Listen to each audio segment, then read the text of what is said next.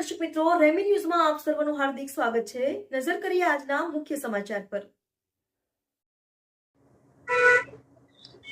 માંડવી તાલુકાના ગંટોલી ગામે કામધેનુ યુનિવર્સિટી દ્વારા મીઠા પાણીમાં મોતી ઉછેર તેમજ માછલી પાલક વ્યવસાય અંગે તાલીમ શિબિરનું આયોજન કરવામાં આવ્યું હતું।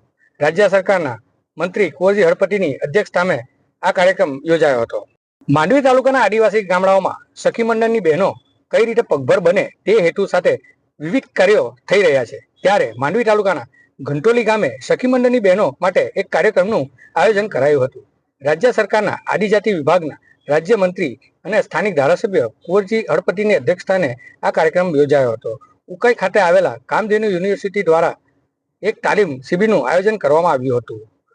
તાલીમ શિબિરમાં ગ્રામ્ય વિસ્તારમાં મીઠા પાણીમાં કઈ રીતે મોતી ઉછેર થઈ શકે તેમજ ઘરમાં સુશોભન માટે આવતી માછલીનું કઈ રીતે પાલન કરી શકાય તે તજજ્ઞો દ્વારા તાલીમ આપવામાં આવી હતી। ખાસ કરીને સખી મંડળની બહેનોને વિવિધ પ્રકારના વ્યવસાય થકી પોતાનું ગુજરાન ચલાવી શકે તે હેતુથી આ કાર્યક્રમ રાખવામાં આવ્યો હતો।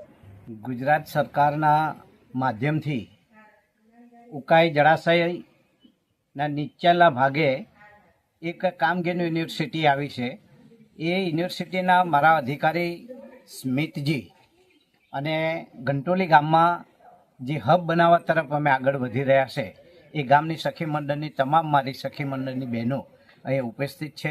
આજે માછલીની ખેતી કઈ રીતે થઈ શકે, સીપ જે આવે છે એની ખેતી કઈ રીતે બને અને સીપમાંથી મોટી કઈ રીતે બને એની ટ્રેનિંગ અહીંયા સ્મિતજીના આગેવાની હેઠળ એક NGO મારફતે અમે કરી રહ્યા છે।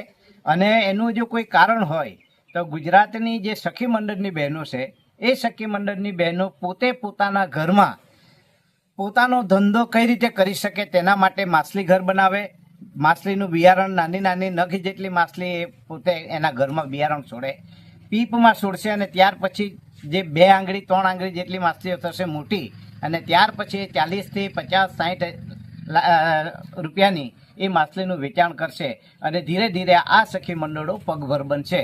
અને એવું આગામી દિવસોમાં સમગ્ર માંડવી વિસ્તારની સખી મંડળની બહેનો એક પોતાના ઘરમાં જ આવો ધંધો ઊભો કરે એવા મારા પ્રયત્નો છે અને ગુજરાત સરકાર એમાં સહભાગી બની આગળ વધી રહ્યા છે।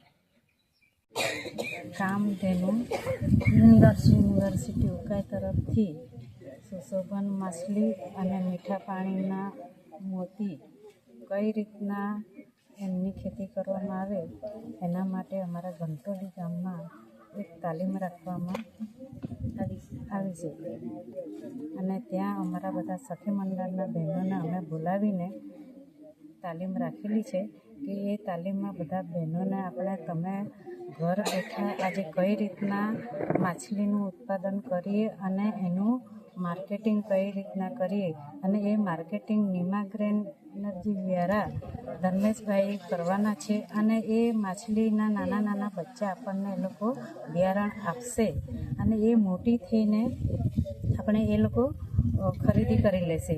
એ રીતના આપણે આવક મેળવી શકીશું।